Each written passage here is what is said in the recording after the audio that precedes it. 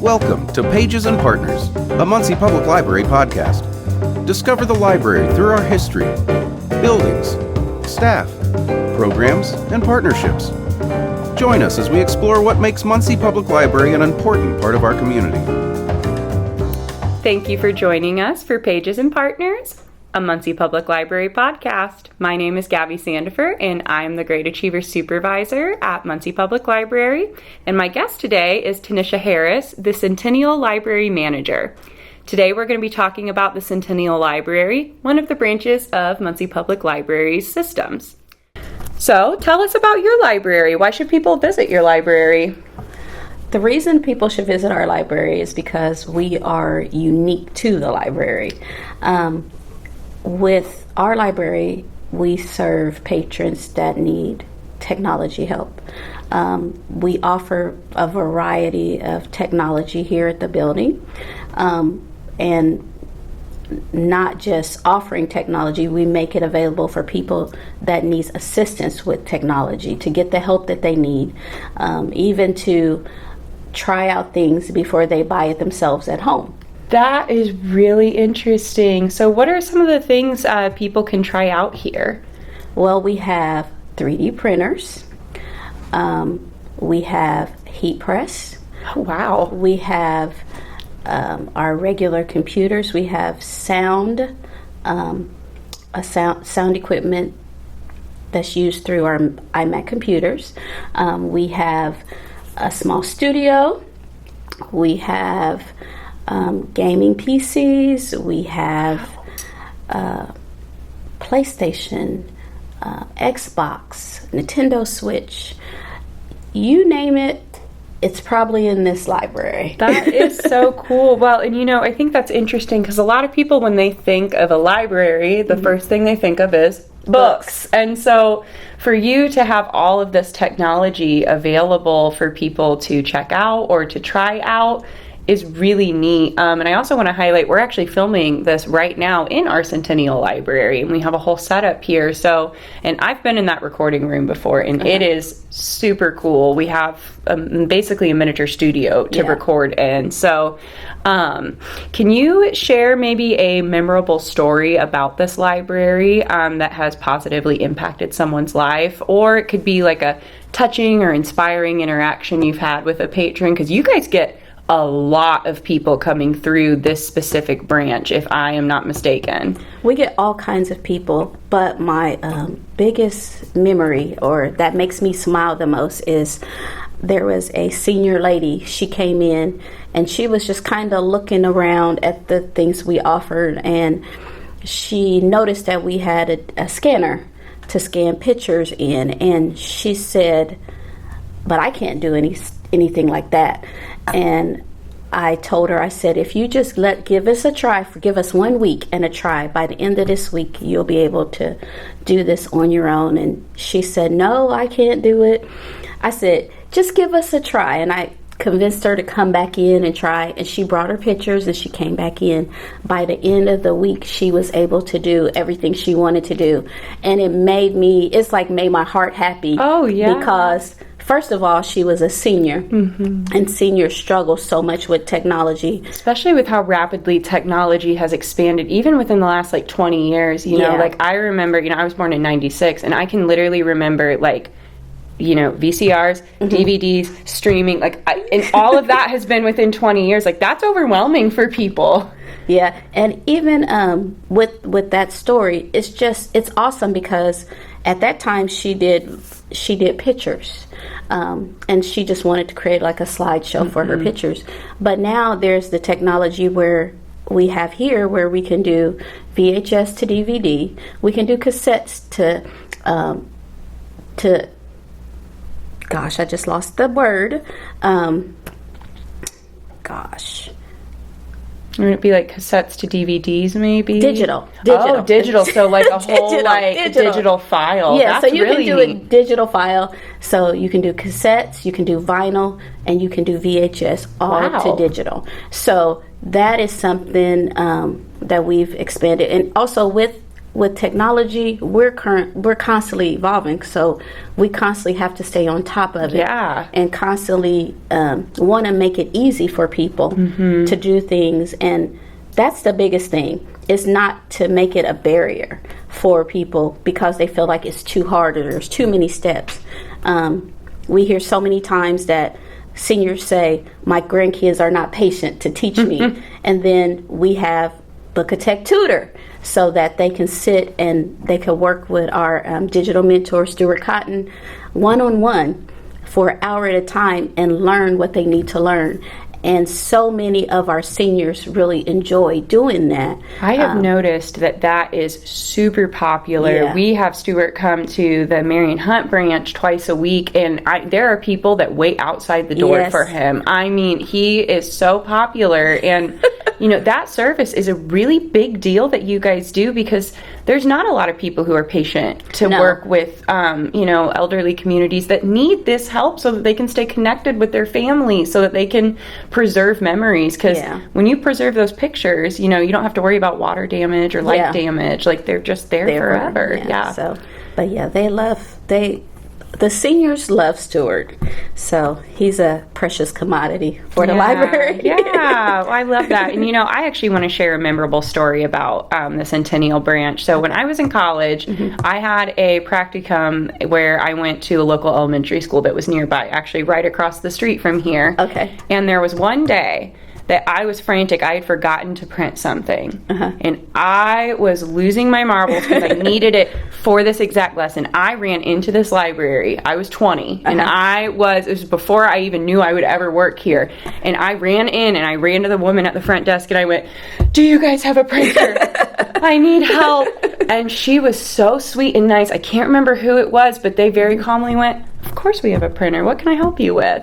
Good. And it was such a positive memory that when I applied here, I was probably, 8 years later or something, I was so that was a memory that I remembered when applying here. And so, one of my first interactions with Muncie Public Library was the Centennial branch. Good. I wanted to share that story because that is something I look back very positively on, especially this branch. I always remember a frantic 19 and 20-year-old practicum student running in, needing to get something printed so she could tutor some kids next door. So your library does make a difference. It does. So, you had touched on some of the things that made your library unique compared to others in the area. Is there anything else you wanted to highlight from it? I know you guys have a program here called Digital Climbers, I think.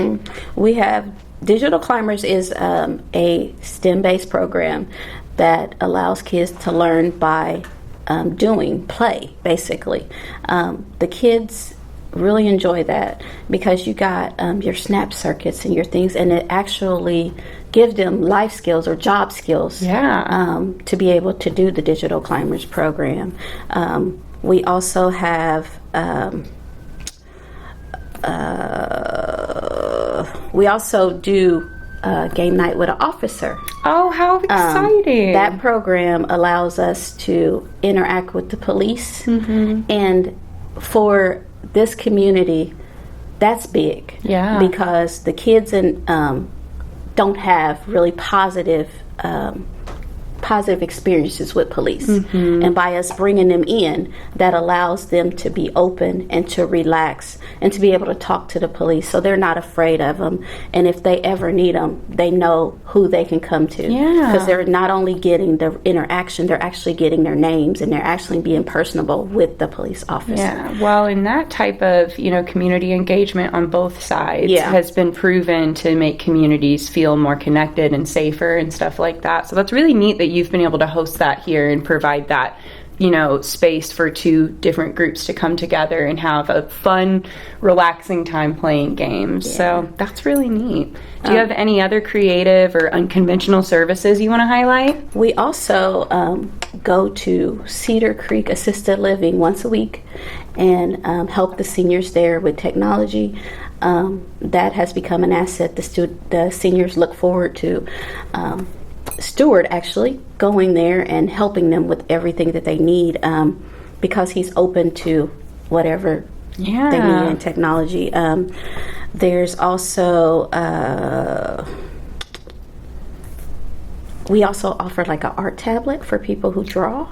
That's so neat. So that's something they can use here as well. Does it have like Procreate and those different things on it? It has all those little things that people Those are draw. expensive too, to have that here so someone could test that out before they get it at home. That is awesome. And even a lot of, I've noticed that a lot of our programs have touched the area that I didn't expect, and that is children or people who have disabilities. Yeah. They have been able to come and use the library, use those tools to even verbalize some of the things. Some of the case managers that we have, they are able to work with their students to get them to be more open.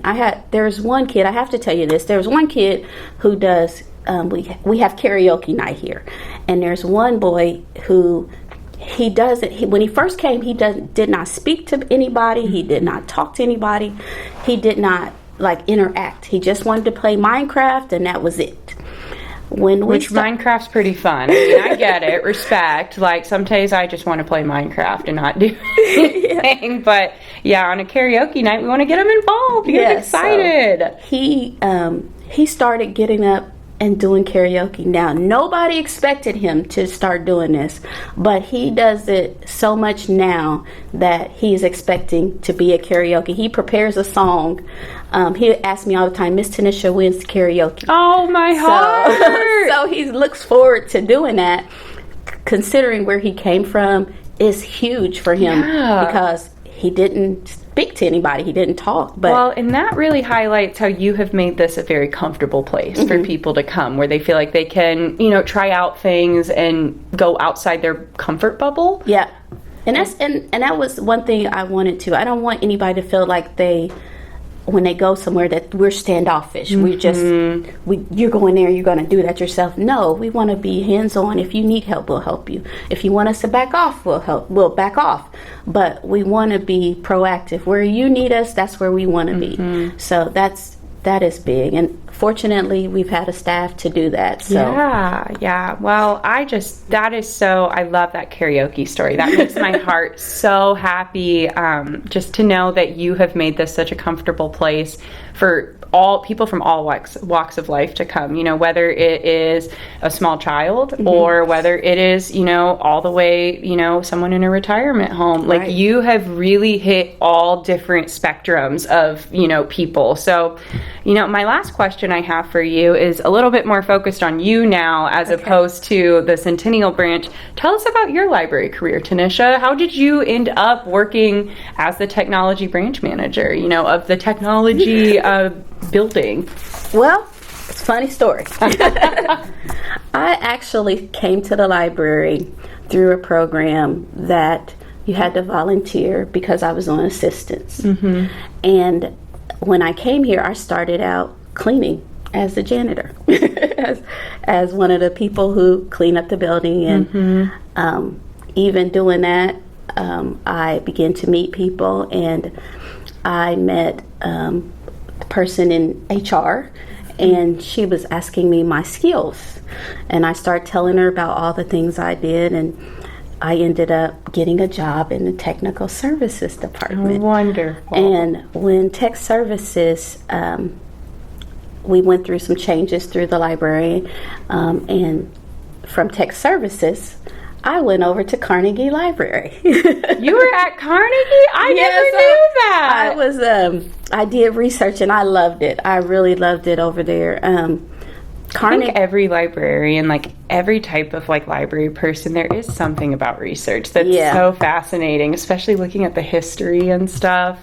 So when I was over there, Sarah, who was my supervisor, she kind of pushed me in different directions to try different things, to do something different. And working with her, it gave me the opportunity to try different things in the library through doing it at Carnegie. And so when the opportunity presented itself, I they came to me, and I said I wanted to be in management and try that out and see how that worked. And Connection Corner came open, and I remember talking to the boss, and I was like, I'm not sure about this. I want to try it, but I'm not sure. And basically, the boss became my person, like mentor, to kind of teach me and kind of lead me to that to this position. So I took the position. I came to Connection Corner as a branch manager, and I'm not going to say it was easy. I have had to learn a lot, and I am still learning. But 8 years later, I enjoy what I do. I enjoy helping people. I enjoy being a part of people's lives, and I enjoy seeing people leave here with a smile on their face.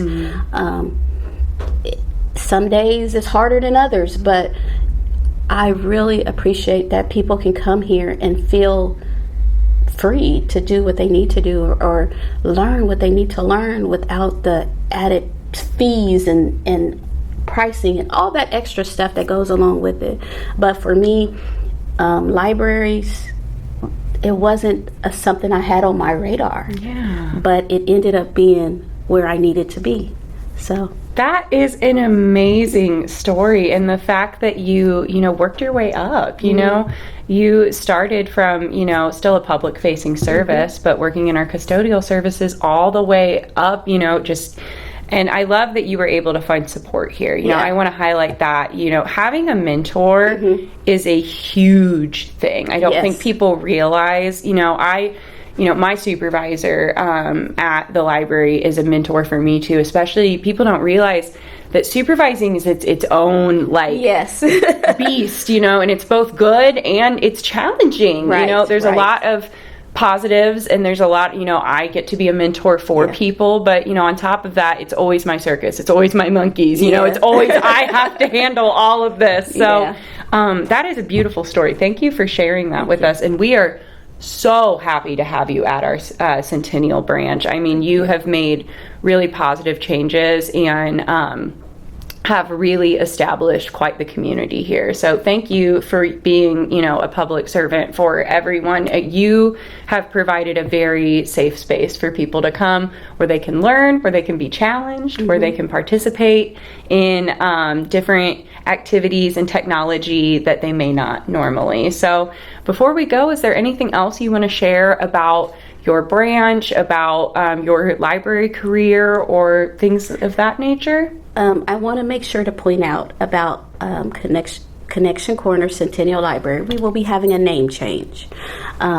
Connection Corner is our current name, but we're changing to Centennial Library. We're going back to what it used to be. It was Centennial Branch Library at one point, and we're going back to that. Part of the reason is because we are not looked at as the library. And so we are part of the library, and we don't want to lose that. Absolutely. Well, and you're one of our very unique branches too, so we want to highlight that. It's more than just a Connection Corner. It is a unique technology library that a lot of cities don't have. And I'm grateful. I am glad we're here and on the corner of Centennial and Elgin, and I just want people to feel free to come in. Just don't be afraid, and just know we're approachable. Absolutely. Yes. Well, thank you so much for your time with us. I have been so excited to, highlight this library. I try and highlight this library when I train volunteers, because I just think we offer a lot of really cool things here that, even at my hometown library, we didn't have these experiences. So thank you for your time. Thank you for your devotion to the community and to your branch. And thank you all for listening. We really appreciate you taking the time to catch up with Pages and Partners. And in the meantime, keep reading. This has been Pages and Partners, a Muncie Public Library podcast. For more information about library events and resources, visit munpl.org.